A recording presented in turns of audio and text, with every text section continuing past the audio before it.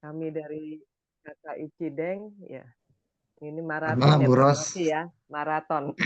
Lanjut dari 3M Halo, ke Cideng. Malam Bu Hilda, malam Bapak Ibu semua. Ya, salam keraiman. Teman-teman, malam hari halo. ini kita Malam, Pak akan Loki. mendapat pengajaran dari Pak Loki dengan temanya keselamatan adalah perjuangan yang ditopang oleh rahmatnya. Ya, silakan Pak Loki, belum sempat makan malam nih. Oh, nggak apa-apa Bu. Nggak apa-apa. Ah, izin share Ini screen Bu Ros. terakhir sama Ros. Oh iya, siapa? Bro Johan ya, tadi masih host ya. Udah Pak, ya udah co-host ya Pak Sudah Loki. co-host ya. Sudah.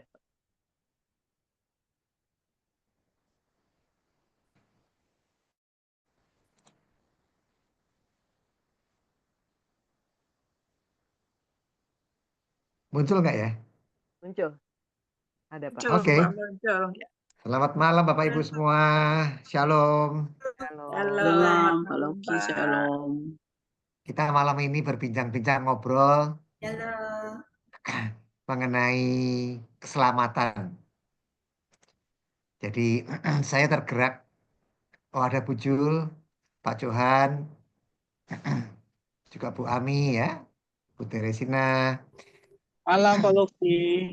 Bu Ana malam, Bu Mega, terus maraton juga nih Bu Mega ini. Ikut ya. Barusan bersama saya juga di Halo, ruang yang Pak. lain. Oke. Tadi Bu Melani, maaf tadi Bu Melani, Bu Kristina. Nah, Bu Lani, ini sebetulnya timbul dari keresahan saya akan beberapa hal. Salah satunya prinsip dari teman-teman, bukan di Cidek. Di teman-teman di komunitas lain itu, dia mengatakan kalau kita sudah percaya sama Yesus, kita pasti selamat. Didukung oleh keluarganya yang kebetulan campur dengan Protestan. Memang dikatakan demikian. Memang ada ayatnya juga. Tetapi mereka membacanya per ayat, ayatiah gitu. Maksudnya tidak keseluruhan kitab suci.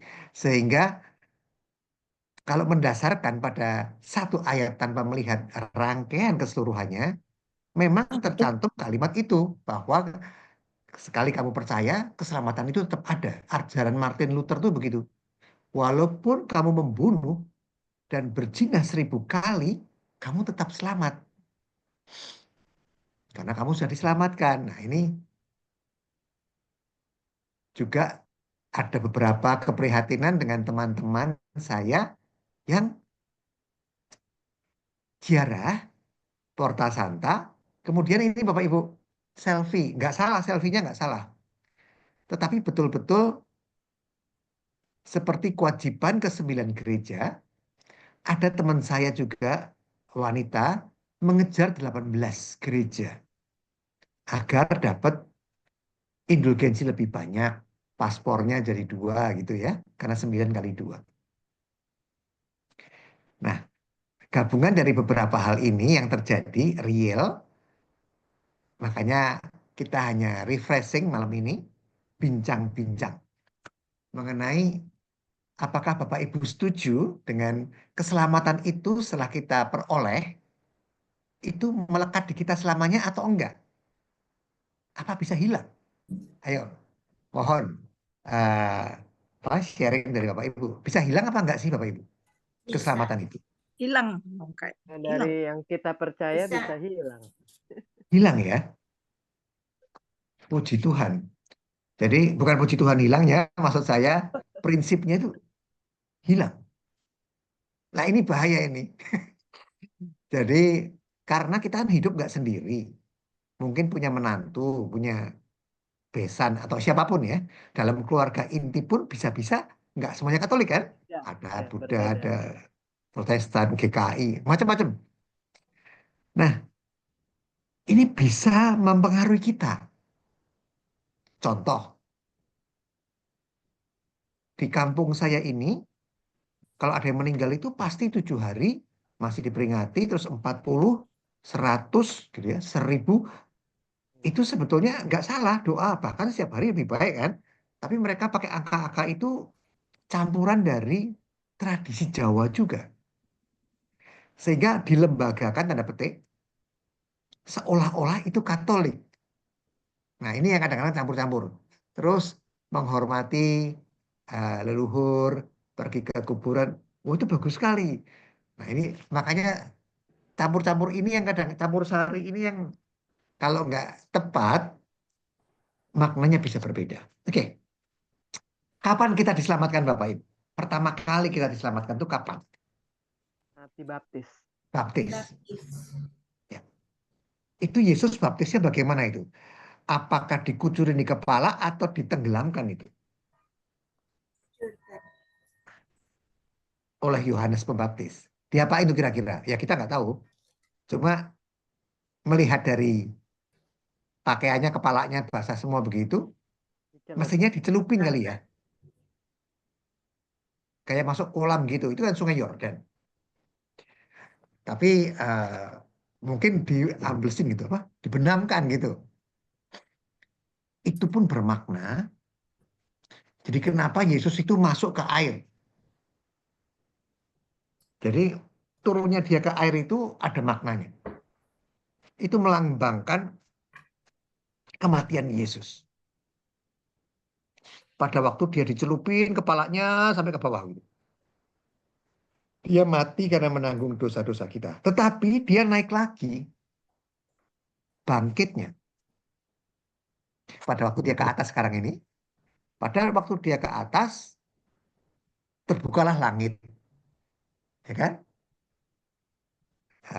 Adanya Roh Kudus, ada suara Bapa, inilah anak yang dan seterusnya. Nah, jadi masuknya itu melambangkan kematiannya karena dosa kita, ke atas air lagi melambangkan bangkitnya. Kenapa Yesus dibaptis? Apakah Yesus berdosa, Bapak Ibu? Tidak. Kenapa dibaptis ya? Karena memenuhi hukum. mau Oke. jadi sama seperti manusia. Sama Ah, seperti manusia. Iya, agak keras sedikit. Ini agak kecil nih suara saya ini, kedengarannya. Jadi sama seperti manusia, betul. Jadi dia mau menunjukkan adanya solidaritas. Dia mau memberi contoh. Ini loh awalnya. Awal kamu hidup secara roh itu dengan dibaptis. Membuka jalan kamu untuk menerima sakramen-sakramen yang lain. Ekaristi, ada 7 ya. Dimulai dari baptis tinggal 6. Kemudian yang lain-lain dengan puncak tertingginya Ekaristi. Tetapi Ekaristi nggak bisa diterima tanpa baptis. Walaupun Ekaristi yang tertinggi. Dia memberi contoh yang harus dilakukan oleh kita dan solidaritas. Maksudnya solidaritas. Jadi dengan dia dibaptis, Roh Kudus turun atas Yesus. Urapan Roh Kudus inilah yang penting sekali maknanya. Jadi dia diurapi oleh Roh Kudus. Sehingga memberi tahu kepada kita jika pada waktu kamu dibaptis juga kita diurapin. Allah putranya diurapin oleh Roh Kudus. Dan konfirmasi dari Bapa, dari Allah Bapa. Konfirmasi apa? Kan dikatakan ya, inilah anakku gitu ya. Gimana aku berkenan kepadanya. Jadi inilah Allah, anak Allah. Jadi konfirmasi sekaligus itu ya. Teladan bagi kita untuk memulai hidup roh kita. Udah selamat. Hilang nggak? Tadi dikatakan hilang. Baptis boleh 2 kali nggak Bapak Ibu? Tidak. Nah, kalau Perlu. nggak boleh 2 kali, kenapa bisa hilang? Tidak bisa hilang. Nggak bisa hilang ya, hilang ya, keselamatan bisa hilang. Tapi baptis nggak boleh 2 kali. Walaupun pindah agama Kristen atau apa gitu ya. Biasanya tetap dipertahankan 1 kali saja. Walaupun tidak bisa hilang. Jadi di sini penting sekali Yesus Belum ini sah dibaptis. katanya kalau belum dicelup, Pak. Kenapa Bu? Maaf. Ada yang belum sah kalau belum dicelup, belum baptis celup. Ya, ada yang mengatakan begitu. Karena makna dari tadi mati terhadap dosa. Kalau Yesus mati karena menanggung dosa kita, dengan kita dibaptis, kita mati meninggalkan hidup lama kita, hidup keberdosaan kita, dan bangkit. Aku hidup bukan aku yang hidup, tetapi Yesus yang hidup di dalam aku. Nah, sehingga perbuatan-perbuatan kita harus menunjukkan bahwa kita sudah dibaptis. Kalau nggak berubah, bahaya juga ya. Jadi pada waktu dibaptis kita hilang semua dosanya. Dosa asal dan dosa pribadi. Dosa asal karena keturunan, dosa pribadi karena perbuatan kita sendiri. Hilang semuanya. Tetapi kita bisa berbuat dosa lagi nggak? Bisa. Bisa. Ini yang jadi Bisa. masalah. Bisa hilang. Betul, Bu. Jadi Yesus ini penting sekali memberi teladan ini. Makanya dia berbicara ke Nikodemus waktu itu. Bahwa kita harus dilahirkan kembali di dalam air dan roh. Nikodemus Akhir. saya bingung. Udah tua begini, rambutnya putih, disuruh masuk ke rahim lagi gitu kan. Nah, maksudnya di dalam roh ya. Jadi tujuan yang kedua tadi selain memberi contoh, teladan, memberi apa namanya solidaritas, dia berbicara dengan Nikodemus, juga dia mewartakan hal ini sesuai dengan nanti yang akan dia sampaikan pada waktu dia mengajar. Karena dia meminta kita untuk mewartakan dan membaptis semua orang. Jadi pembaptisan ini penting. Kenapa saya ulangin di sini? Karena ini asal mulanya. Keselamatan kita dapat. Tetapi karena konkupisensia atau kecenderungan atau nafsu yang tidak teratur tadi. Dari dosa asal, pengaruh dari dosa asal. Walaupun sudah dihilangkan. Tetapi dampaknya masih ada kecenderungan orang untuk berbuat dosa. Betul nggak? Enak soalnya berbuat dosa itu. Kalau berbuat dosa nggak enak, nggak ada yang berbuat dosa. Jadi apa manfaatnya gitu kan? Karena enak. Orang yang merasakan enak cenderung untuk mengulang. Baksonya di sana enak gitu misalnya, didatengin lagi tuh. Atau sate atau apa gitu ya. Atau bakwan Malang. Pasti diulang lagi. Karena rasa enak. Nah setan ini pintar sekali memberikan rasa enak kepada setiap dosa. Sehingga kita kepengen untuk mengulanginya. Itu akibat dari dosa asal yang disebut kecenderungan untuk mengulang berbuat dosa atau konkupisенsia tadi. Nah, Bapak Ibu, dengan setelah dibaptis itu seperti layaknya pemenang, kita sudah dimenangkan dari kuasa gelap, sudah dimenangkan, sudah menjadi anak Allah, sudah menjadi raja gitu ya. Ini saya ngambil dari internet, ini drakor atau raja apa nggak tahu ini. Itu biasanya raja itu berusaha untuk mempertahankan statusnya. Yang paling ekstrim adalah Herodes. Membunuh istrinya, membunuh anaknya, yang dia curigain akan merebut tahtanya. Bahkan bayi-bayi pun dibunuh hanya untuk mencari Yesus agar terbunuh juga. Halo. Nah, jadi kita pun diharapkan untuk mempertahankan keselamatan yang sudah kita dapat.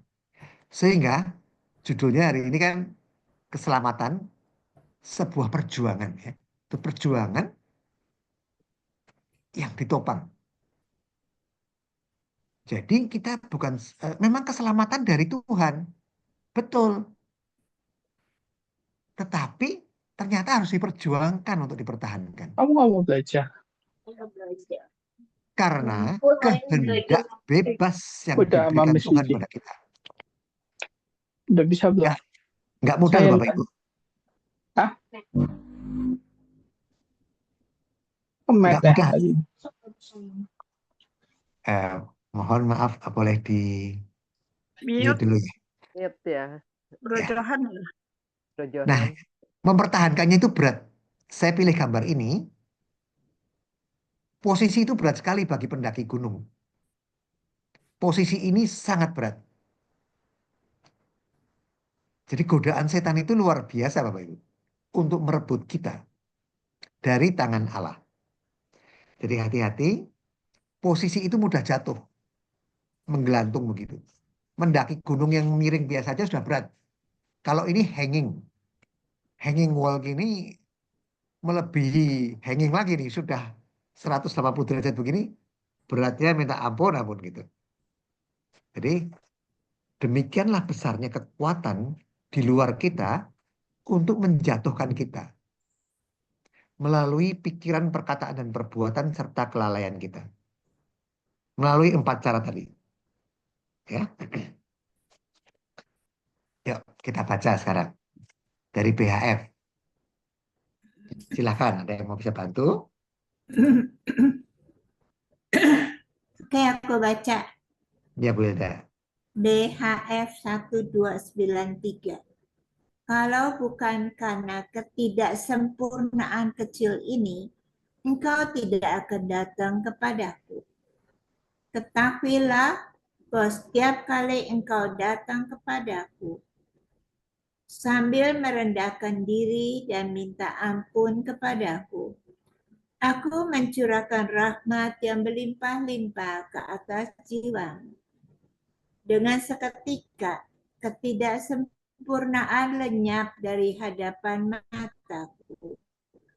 Dan aku hanya melihat cinta serta kerendahan hatimu. Engkau tidak kehilangan suatu pun, tetapi memperoleh banyak.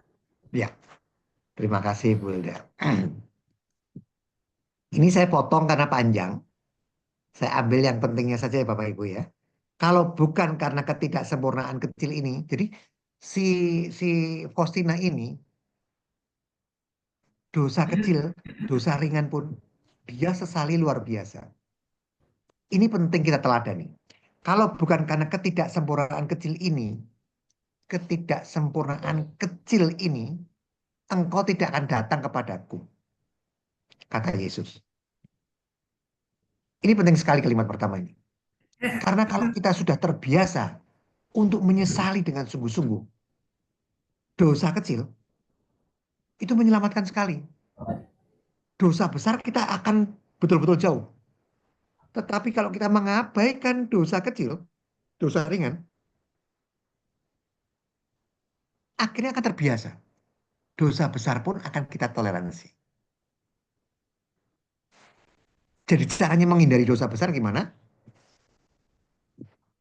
Merasa bersalah yang luar biasa pada dosa kecil. Kalau belum terbiasa harus dibiasakan. Jadi mengejek teman, menyinggung teman dengan kalimat yang halus tapi menusuk perasaan, membentak, ngomel, memfitnah, apapun ya, yang kecil gitu ya, ngerjain teman, itu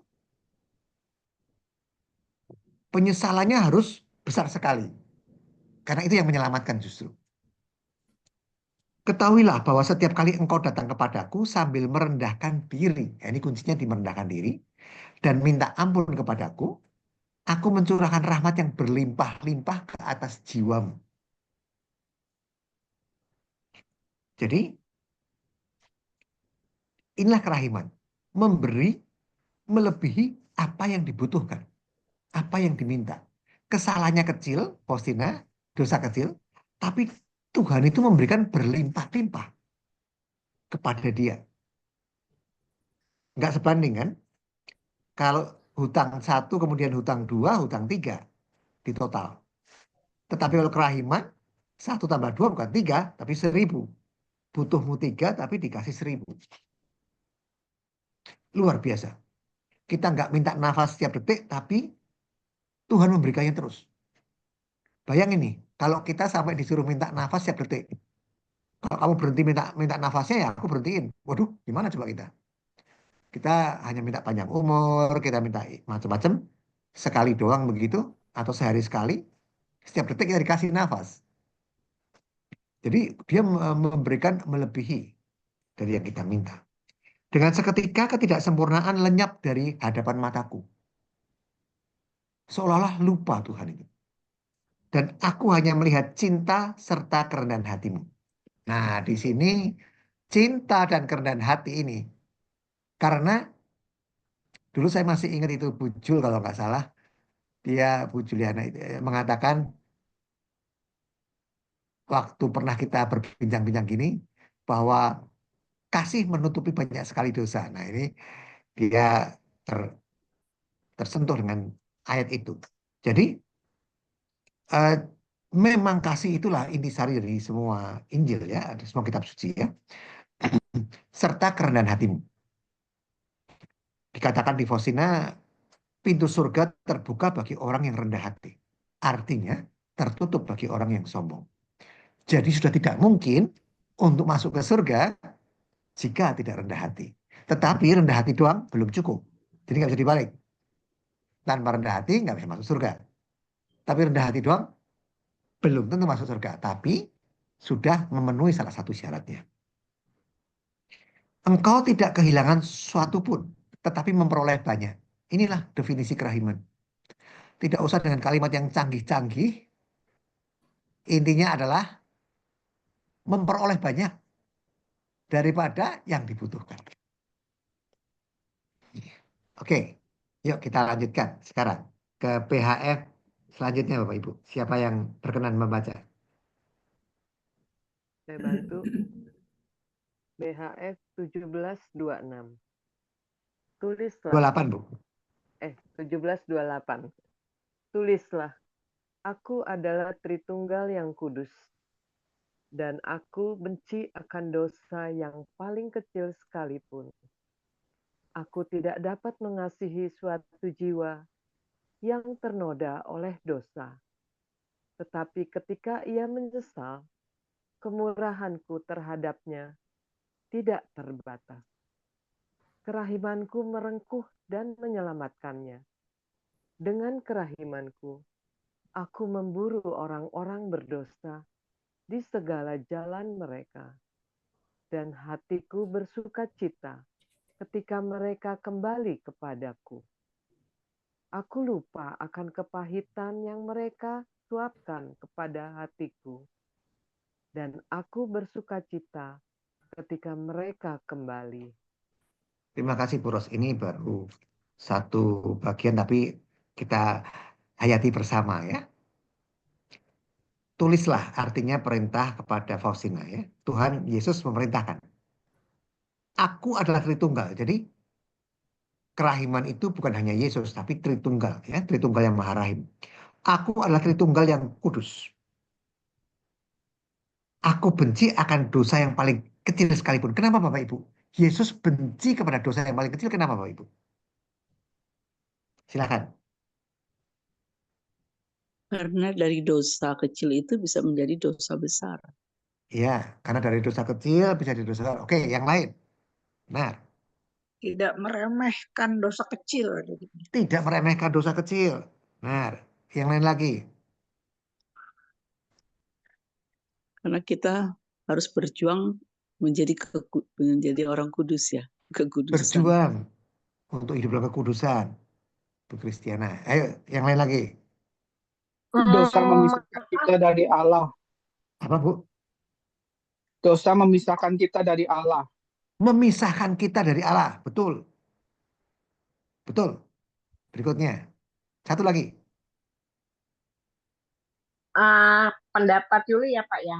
Mungkin karena dosa kecil kita berasa cuman dosa kecil, jadi dia merasa nggak berdosa gitu loh. Padahal itu kan juga suatu dosa, jadi berasa nggak dosa lah, itu mah biasa aja. Jadi ada timbul kesombongan diri. Bahasa gaulnya cincailah pasti Tuhan cincai. Ya, Kecil gitu cintailah. aja. Cintailah itu nggak dosa lah. Nah, ini kecil loh. Tetanggaku tuh yang di depan tuh yang roknya merah itu. Wah, mulai dia. Oke. Jadi di surga itu isinya orang kudus. Nggak berkudis.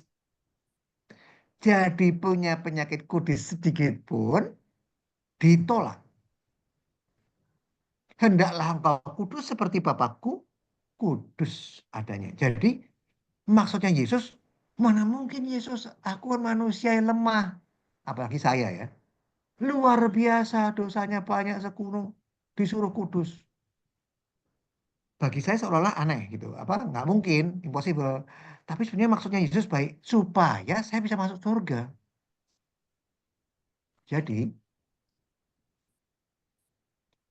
nggak bisa orang sehat menerima satu pasien pun yang kena COVID atau dalam periode hampir kena gitu. Menulari yang lain. Saya bayangannya begitu. Isinya orang kudus, isinya Bunda Maria, para kudus, Bapa Putra, dan Roh Kudus. Kemasukan saya gitu. Waduh, gimana ya? Mencemari. Saya berbau badannya. Kotor. Penuh lumpur. Lumpur dosa. Nah ini. Karena kasihnya Yesus, makanya dia mengatakan, aku tidak dapat mengasihi suatu jiwa yang ternoda oleh dosa. Nggak disebut dosa apa? Berarti dosa kecil maupun dosa besar.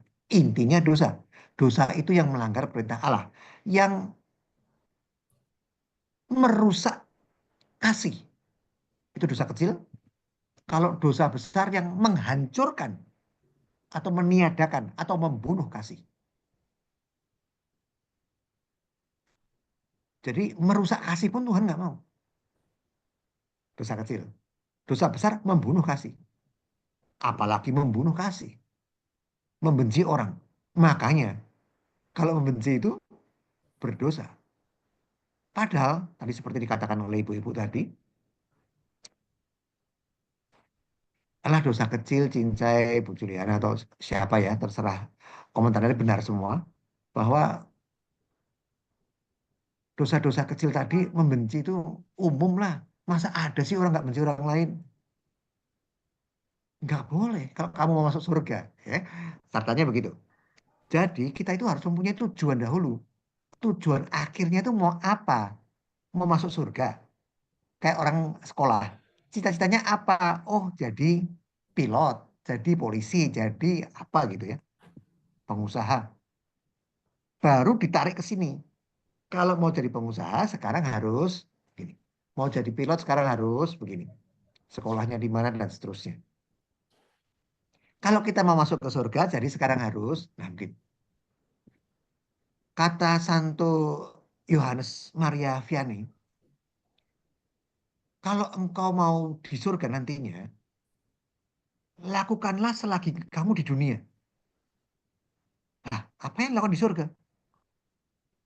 Yang dilakukan di surga, di kitab Wahyu, dikatakan bahwa 24 tua-tua menyembah, memuji, bersyukur. Jadi isinya itu bukan kerja seperti bisnis gitu di surga itu. Isinya cuma berdoa, memuji, mendoakan kita maksudnya, yang masih berziarah di dunia, maupun mendoakan yang di api penyucian. Kan kita satu tubuh mistik Kristus ya. Jadi mereka mendoakan kita dan mendoakan yang ada di purgatorium. Jiwa yang menderita, purgatorium didoakan oleh orang kudus. Jiwa yang masih mengembara kita juga didoakan oleh para kudus. Jadi isinya cuma berdoa, memuji, menyembah Kristus.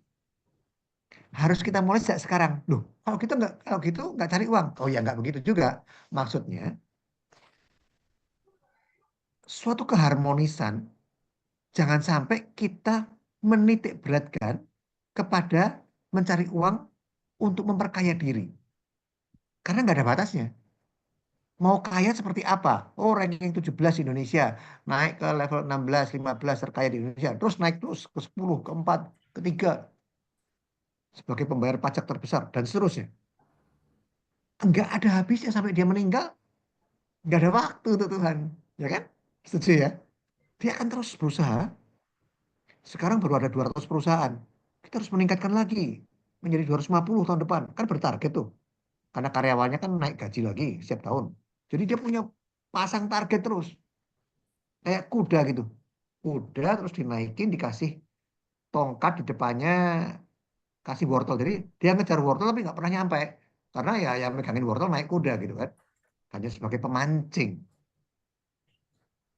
Nah, itu ilustrasi dari kekayaan akan memancing orang untuk terus dan terus. Kemarin naik angkot, sekarang punya motor, berikutnya Daihatsu, berikutnya apa? Toyota, berikutnya apa? Mobil listrik atau Mercy, BMW, apalah gitu ya. Naik terus gitu. Nggak ada habisnya tuh. Jadi ternyata mulai sekarang kita harus keras sekali untuk menghindari dosa.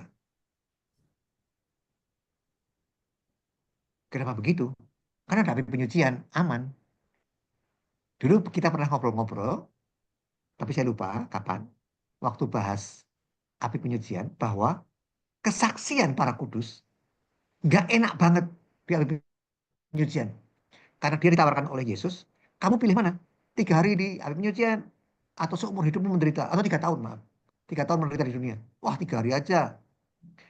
Begitu sampai di sana, balik lagi ke dunia, Tuhan, tolong kasih aku penderitaan yang terberat sampai aku mati di dunia.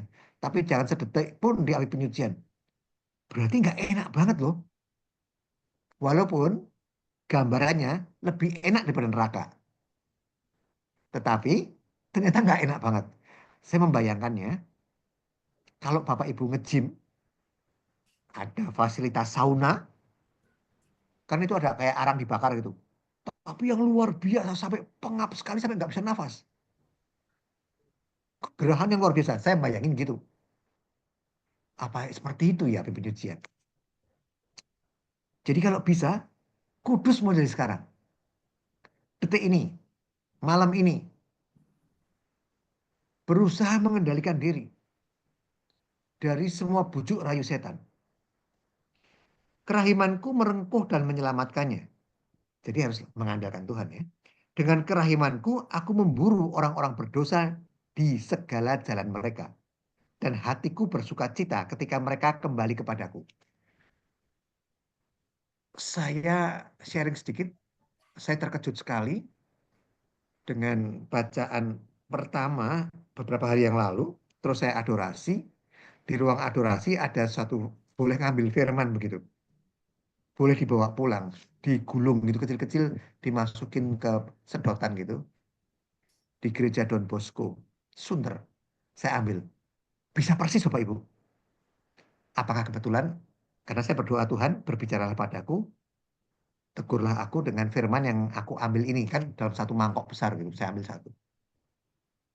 Isinya sama persis. Saya sendiri kaget. Kurang lebih begini.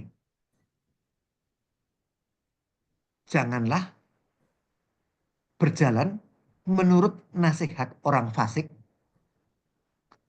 Jangan berdiri di jalan orang berdosa. Jangan duduk di kumpulan pencemooh. Jadi berjalan dilarang, berjalan atas nasihat orang fasik, berjalan, berdiri, duduk. Jadi segala posisi dong. Berjalan, berdiri, duduk. Berjalan bersama orang fasik, berdiri di jalan orang berdosa, duduk bersama kumpulan si pencemooh. Dilarang oleh Tuhan. Saya terkejut sekali. Jadi terus saya mikir-mikir gitu, saya duduk sama siapa ya? Saya berjalan di atas jalan berdosa yang mana ya? Saya mengikuti nasihat orang fasik yang mana gitu. Berusaha merefleksi diri. Tapi ini contoh bahwa yang bisa membersihkan kita adalah firman Tuhan.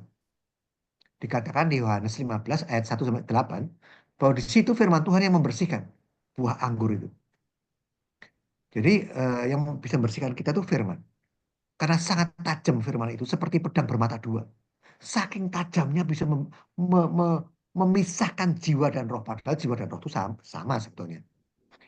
Sampai bisa dipisahkan karena saking tajamnya firman. Karena memang segala sesuatu yang diilhami oleh Roh Kudus berguna untuk menyatakan kesalahan, menegur orang, memperbaiki kelakuan. Memang itu gunanya firman, membaca firman. Jadi di sini dikatakan Tuhan memburu orang-orang berdosa. Ini benar. Termasuk saya yang diburu-buru oleh Tuhan. Dikejar-kejar. Tuhan memakai segala cara kan. Jadi ilustrasi yang paling bagus untuk menggambarkan kerahiman Tuhan di kitab suci adalah anak yang hilang. Masih ingat ya Bapak Ibu ya? Anak yang memboroskan harta orang tuanya, main judi, kepelacuran, apa gitu. Dia punya kakak, kakaknya di rumah, dianya memisahkan diri, pergi ke kota, sampai suatu ketika mau makan aja nggak bisa, makan ampas babi pun dilarang, akhirnya pulang ke rumah. Anak yang hilang itu gambaran yang tepat untuk kerahiman Allah. Kenapa? Anaknya pulang ke rumah orang tuanya berjalan kaki, OTW, bapak, bapaknya, bapak di surga, menyambutnya dengan lari. Yang lari bukan anaknya lari, anaknya jalan pelan-pelan bertobat, pulang ke rumah bapaknya, ke jalan yang benar, bapaknya menyambut dengan lari, dikasih jubah, dikasih tongkat, dikasih sepatu, disembelihkan anak lembu tambun, sampai kakaknya iri hati. Itulah kerahiman. Dia nggak minta jubah, nggak minta sepatu, nggak minta tongkat, diberi melebihi yang dia minta. Hanya kepengen makan, dia pulang kepengen apa coba? Dia pulang hanya kepengen jadi pegawai. Pegawai ayahnya. Nggak usah aku sebagai anak lagi, Bapak. Dosaku terlalu banyak. Nggak pantas disebut anakmu. Tapi Bapak memestakan dia. Dan hatiku bersuka cita ketika mereka kembali kepadaku. Jadi jangan sekali-kali merasa takut. Jangan sekali-kali merasa enggan untuk mengakui dosa sekecil apapun di hadapan Tuhan. Aku lupa. Tuhan mudah lupa. Insomnia atau kok insomnia. Demensia ya. Aku lupa akan kepahitan yang mereka suapkan kepada hatiku. Sangat rahim ya. Makan empedu pun, anggur campur empedu pun, dia bisa lupakan. Dan aku bersuka cita ketika mereka kembali. Karena kembali. Aku tidak ingin satupun yang hilang. Yang diberikan Bapakku kepadaku. Oke, lanjutkan. Yuk. Masih 17:28, tapi karena panjang. Saya pisah dalam 3 slide. Saya lanjutkan ya. Silahkan, Bu. Katakan kepada orang-orang berdosa bahwa tidak seorang pun akan lolos dari tanganku. Kalau mereka lari dari hatiku yang maha rahim, mereka akan jatuh ke dalam tanganku yang adil. Katakan kepada orang-orang berdosa bahwa aku selalu menantikan mereka, bahwa dengan penuh perhatian aku mendengarkan denyut jantung mereka. Kapan ia akan berdenyut bagiku? Tulislah bahwa aku sedang berbicara kepada mereka lewat kegelisahan hati nurani mereka, lewat kegagalan dan penderitaan mereka, lewat badai topan dan halilintar, lewat suara gereja. Ya, makasih Bu Ros. Jadi tidak seorang pun akan lolos dari tanganku. Pada hari penghakiman, kambing dan domba dipisahkan. Domba di sebelah kanan, kambing di sebelah kiri.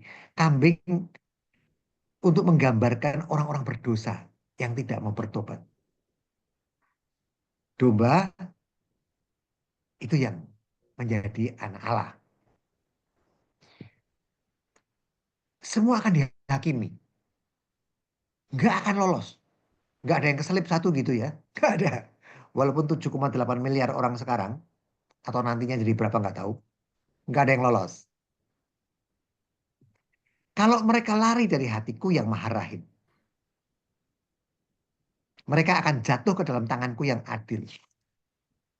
Jadi jangan sampai memaksa Tuhan untuk adil.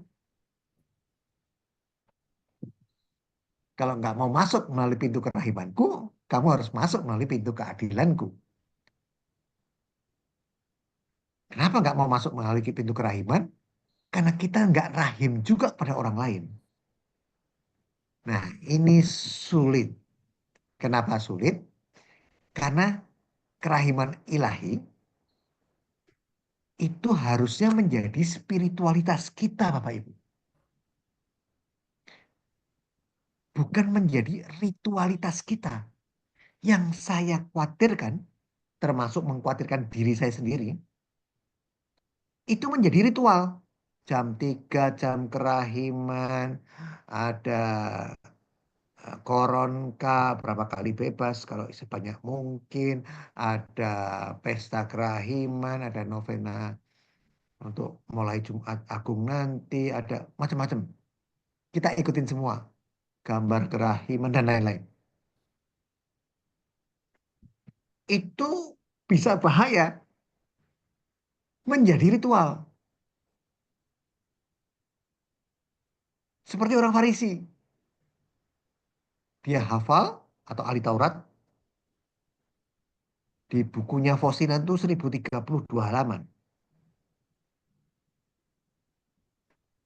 1828 nomor. Pasti Bapak Ibu di sini hafal sebagian besar, hafal banyak atau hafal semua. Tapi hati-hati. Itu bisa menjebak. Karena merasa sudah tahu. Jadi pengetahuan. Yang dimauin Yesus bukan pengetahuan. Pengetahuan itu di kepala. Tapi harus melalui leher turun ke hati. Dilakukan. Ditunjukkan. Mana kerahimanmu? Katanya anggota komunitas kerahiman. Nah, bukan di Cideng ya, maksud saya di luar sana. Ini yang harus selalu terniat. Spiritualitasnya. Cara hidup Santa Faustina. Itu dibully. Waduh, saya bayangin kalau saya dibully gitu, pasti saya protes tuh ya kali ya. Nggak salah disalahin. Gimana ya? Kerjaannya buka tutup pintu, motongin sayur-sayuran, masak air dan seterusnya. Kok menerima tamu? Kok rasanya kok nggak bermanfaat, tapi ya ternyata Tuhan justru pakai dia ya, luar biasa. Jadi pekerjaan-pekerjaan kecil gitu, bukain tamu, bukain pintu ya untuk tamu, itu berharga sekali. Itulah yang disebut hidup di dalam kekudusan. Jadi terlepas dari status kita direktur ataupun seorang office girl, office boy, jika kita menjalankan kewajiban kita dengan rela, dengan berserah pada Tuhan, itulah jalan kekudusan. Jadi tidak harus jadi romo, bruder, suster, enggak harus. Kita bisa masuk surga. Dan denyut jantung kita ditunggu soalnya.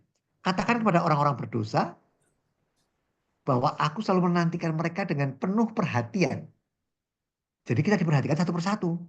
Mata Tuhan tertuju kepada saya, Bu Hilda, Bu Ros, Bu Lani, Pak Johan, Bu Linda, Pak Thomas, semuanya ya. Menantikan mereka bahwa dengan penuh perhatian aku mendengarkan denyut jantung mereka. Kita kalau nggak pakai stetoskop atau nempelin telinga di dada nggak bisa dengar, tapi Tuhan mendengarkan. Artinya apa sih? Kapan ia akan berdenyut bagiku? Kapan mau hidup untuk Tuhan? Jantung kan sumber hidup kita ya. Kalau nggak berdenyut ya resting kan, rest in peace mungkin. Jadi, tapi berdenyutnya bagi Tuhan. Tulislah bahwa aku sedang berbicara kepada mereka lewat kegelisahan hati nurani. Nah ini penting nih. Karena banyak orang yang hati nuraninya tumpul lewat kegagalan dan penderitaan mereka. Lewat badai topan dan halilintar. Lewat suara gereja. Hati nurani ini penting sekali. Karena itu sarana Tuhan. Nah ini saya sedikit menyimpang. Bapak Ibu saya izinkan saya bertanya. Kalau bukan Katolik atau nggak mengenal Yesus, bisa masuk surga nggak? Bisa. Bisa Bu Hilda. Kenapa Bu Hilda? Karena kalau dia berbuat kasih, berarti dia kenal Yesus. Dia kenal Tuhan. God is love. Kalau dia baik, ya berarti walaupun nggak kenal secara pribadi, tapi dia itu udah termasuk. Tuhan Yesus kan bilang, kalau nggak menolak kita, berarti dia adalah grup kita. Di pihak kita, betul. Jadi itu yang dikatakan extra ecclesia nulla salus di Konsili Vatikan kedua. Bukan hal baru sebetulnya, tetapi menegaskan dengan cara pandang yang lebih clear. Lah terus surga isinya orang Katolik semua gitu? Enggak. Orang yang Jadi tidak, benar-benar ya orang yang tidak dengan sengaja menolak Yesus karena ketidaktahuannya, tidak diwartakan kepada dia, baik karena keluarganya, karena lingkungannya, kenal karena Yesus. hidup di negara komunis atau apalah gitu ya. Tetapi dia hidup mencari Allah. Allah dalam definisi dia bukan Yesus. Dia berbuat baik, menghormati orang tua, penuh kasih, tidak berzina, nggak mau mengambil milik orang lain, dan seterusnya. Ya walaupun nggak kenal Yesus, dia lebih Katolik daripada orang Katolik. Betul nggak?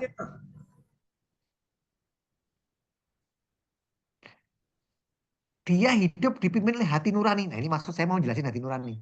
Tulislah bahwa aku sedang berbicara kepada mereka lewat kegelisahan hati nurani mereka. Takutnya tumpul karena apa? Nggak pernah didengarkan.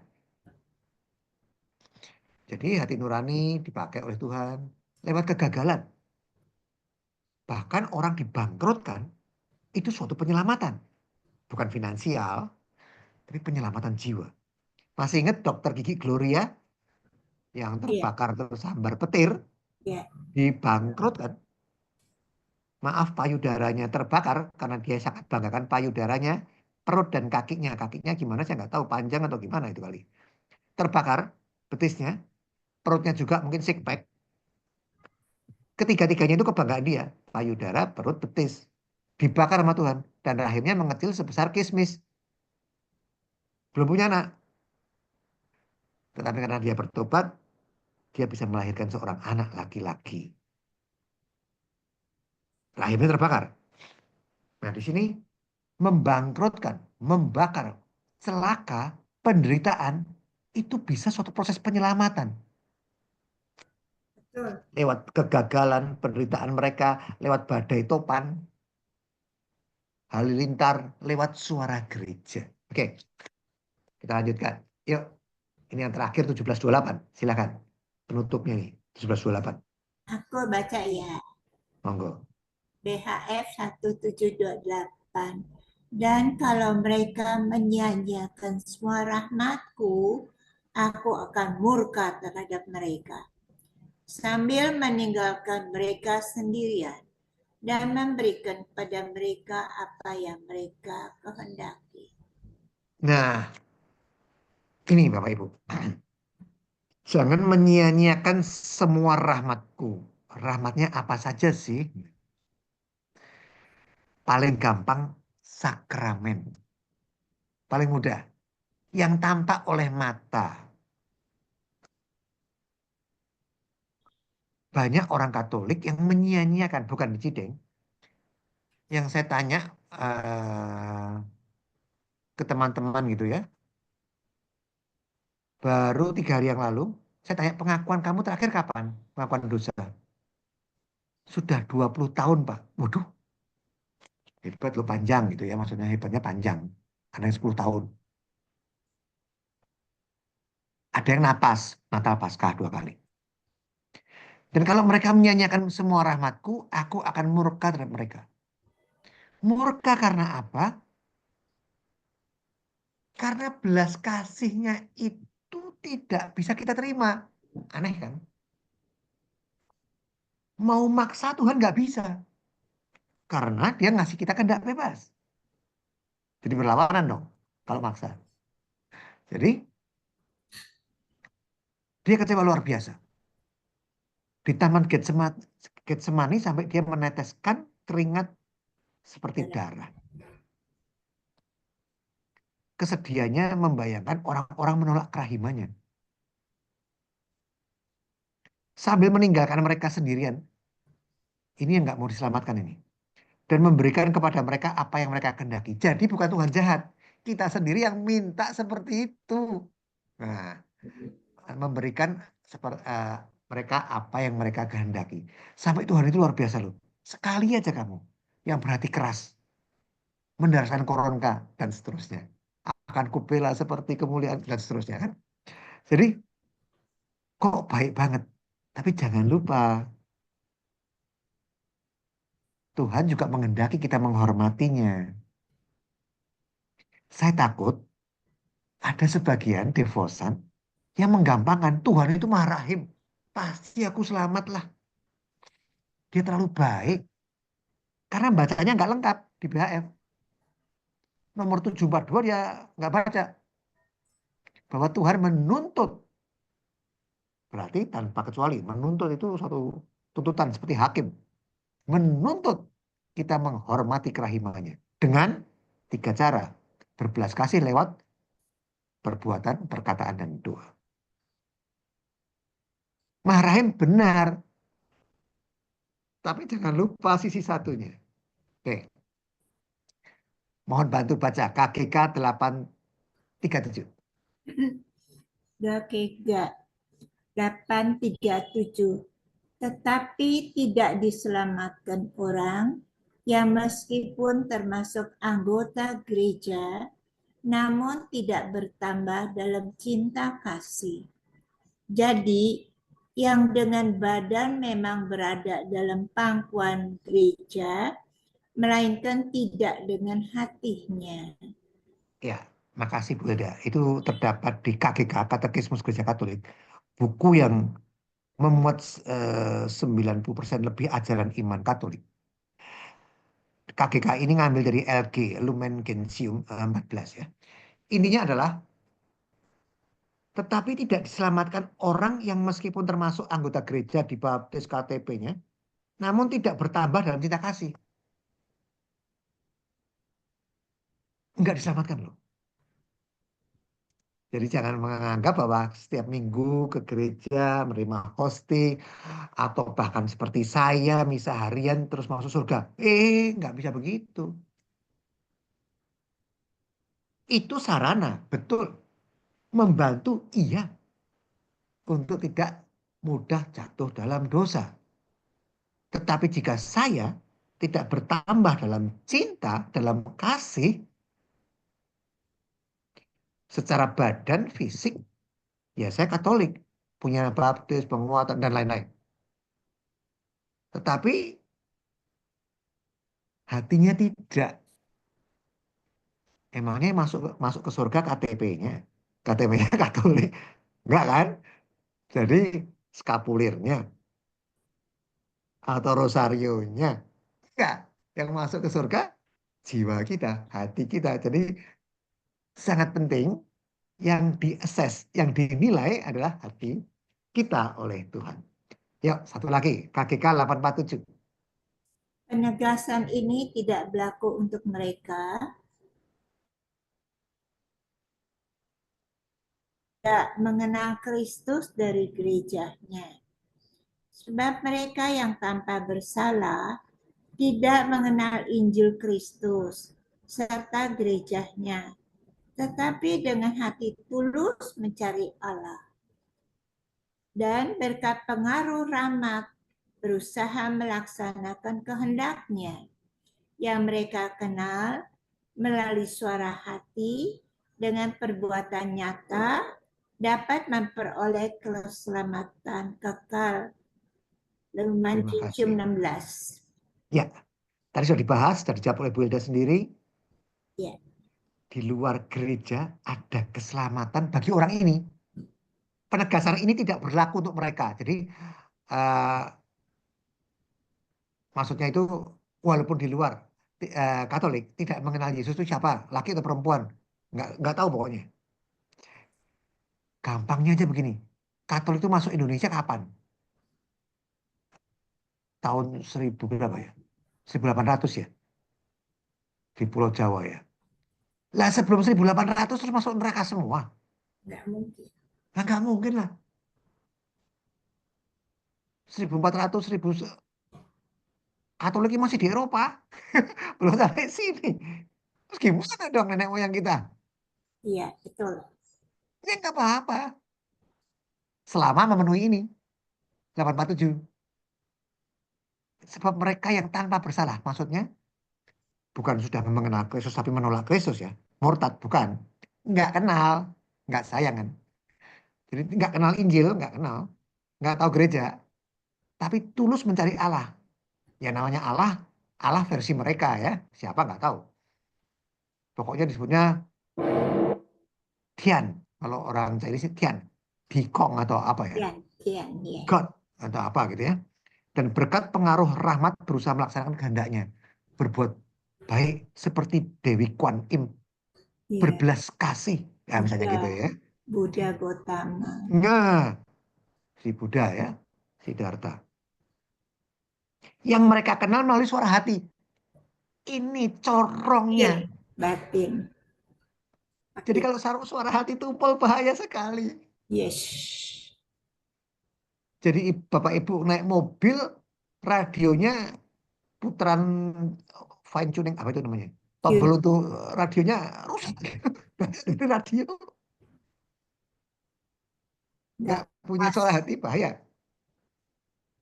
Tapi harus diungkapkan dalam perbuatan nyata, dapat memperoleh, dapat. Ya kalau mereka jahat ya nggak bisa. Oke, Bapak Ibu.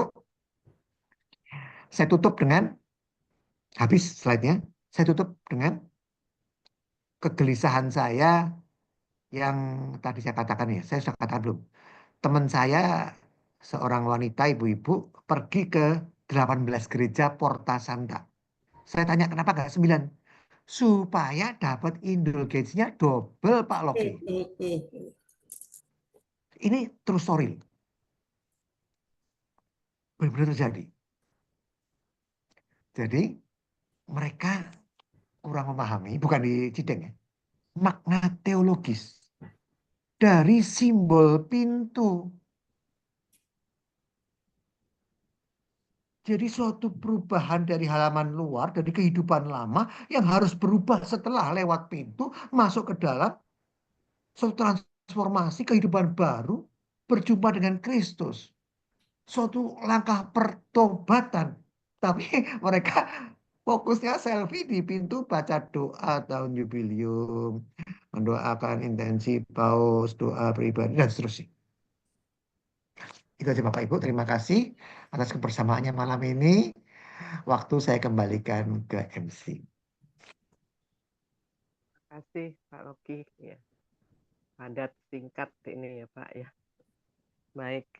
Jadi dari teman-teman tadi sudah dibahas mengenai keselamatan ya. Jadi keselamatan adalah hal yang kita perjuangkan melalui rahmat-rahmat dari Tuhan sendiri.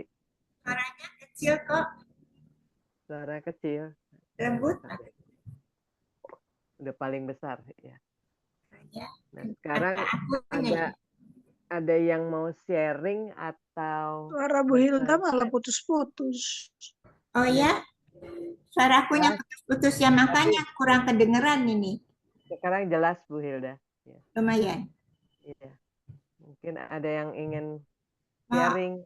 Mau bertanya, kedengeran nggak sih? Dengar, Bu. Iya.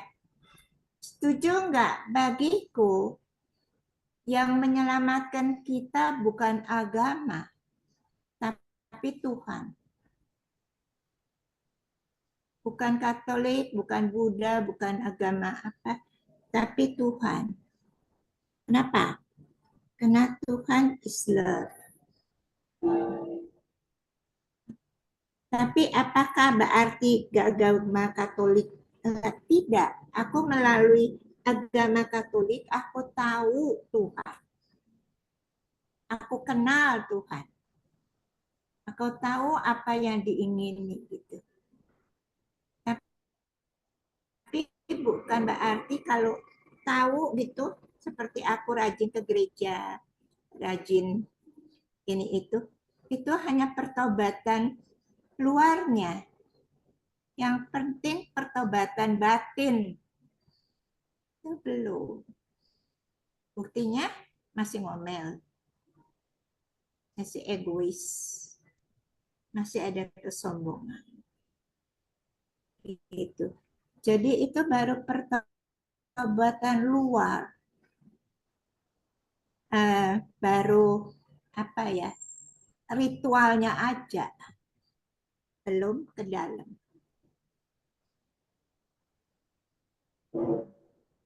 Gitu. Itu yang Betul, Bu penting, Hilda. pertobatan batin ya. Mengasihi, sabar, lemah lembut, ya. Itu yang aku mau. Tapi aku masih jauh dari itu. Maka rajin aku dosa. Aku kadang-kadang malu sama pastor, itu lagi. Masa bodoh lah. Aku jalanin aja apa yang diajarin Katolik. Karena aku merasa Katolik ini luar biasa sekali. Dalam benar rohani. Ngajarinya cinta kasih. What is love? Kalau nggak ada cinta, percuma lu kemana-mana. Ya, percuma lu jungkel balik. Jadi sekali lagi yang menyelamatkan kita Tuhan bagiku, bukan agama. Tapi melalui agama lebih jelas. Seperti aku pernah ninjili orang, sok pinter ini. Di pesawat, mau pergi ke Australia, naik pesawatnya ekonomi. Kiri kanan aku di tengah, kiri kanan penuh, bertiga kan ekonomi. Yang kanan tuh orang Malaysia Chinese. Yang kiriku cowok bule. Aku di tengah, kelamahan itu jadi kita kenalan. Yang satu guru, yang sebelah kiriku nih cowok bule nih, dia pedagang. Terus kenalin agamanya. Yang kananku ini ibu orang Malaysia Protestan. Aku kenalin aku Katolik. Yang di kiriku nih si bule nih orang agama Buddhis. Terus ngomong-ngomong aku tanya. Dia bilang dia dulunya Katolik. Sekarang jadi Buddhis. Oh, kenapa? Karena dagangan saya adalah dagangan barang-barang agama Buddha. Gitu. Kamu jadi Katoliknya kenapa? Karena dibaptis masih bayi. Oh, setelah kamu dewasa, apakah kamu belajar agama Katolik? Enggak. Oh, salah satu. Terus ngomong-ngomong, aku bilang, agama Buddha itu bagus, bagus benar. Karena aku pernah baca bukunya tentang Buddhis ya. Baik. Kalau di Katolik dia tuh santo besar. Tapi dia bukan Tuhan. Kalau Yesus itu Tuhan. Jadi kamu ini dapat didengar nggak sih? Kedengaran nggak sih? Dengar, Bu. Jelas, Bu. Kamu ini seperti orang udah dikasih mobil terbaik apa? Namanya Rolls Royce. Ya, limousine. Tapi karena kamu tidak tahu begitu bagusnya itu mobil, kamu milih beca. Karena kamu kenalnya beca. Nah, contoh nih Tuhan Yesus Tuhan. Dia ini adalah surganya. Kebenaran dan kehidupan. Ya, tidak ada orang ke surga tanpa melalui dia. Karena dia Tuhan. Tapi Buddha ini seorang santo yang besar, tapi dia bukan Tuhan. Dia bisa nunjukin jalan, lu mau ke surga tuh jalannya ke sini, tapi dia bukan jalannya. Itu bedanya. Apakah jelek Buddha? Tidak. Tapi levelnya tuh jauh beda. Itu yang aku katakan. Tapi berguna. Setelah beberapa bulan aku ketemu lagi di Aussie. Dia bilang, Bu Hilda, katanya, hati dia terus saja mengatakan Yesus is God, Buddha is not, is not God, he is just saying. Dia semua seorang itu. Aku tanya, kamu bahagia nggak sih? Enggak. Hatiku sering katanya nggak damai, keluarganya gini-gini. Oke, gitu saya. Nggak tahu tuh, ngoceh sendirian, sok pinter. Tapi pokoknya aku katakan Buddha adalah, kalau di Katolik mungkin dia seorang santo besar, tapi dia bukan Tuhan. Kalau Yesus adalah Tuhan, anak Tuhan yang sama dengan Tuhan. Kalau dia bukan Tuhan, tapi dia ngaku Tuhan, dia pendosa berat. Tapi kenyataan memang dia Tuhan. Itu saya.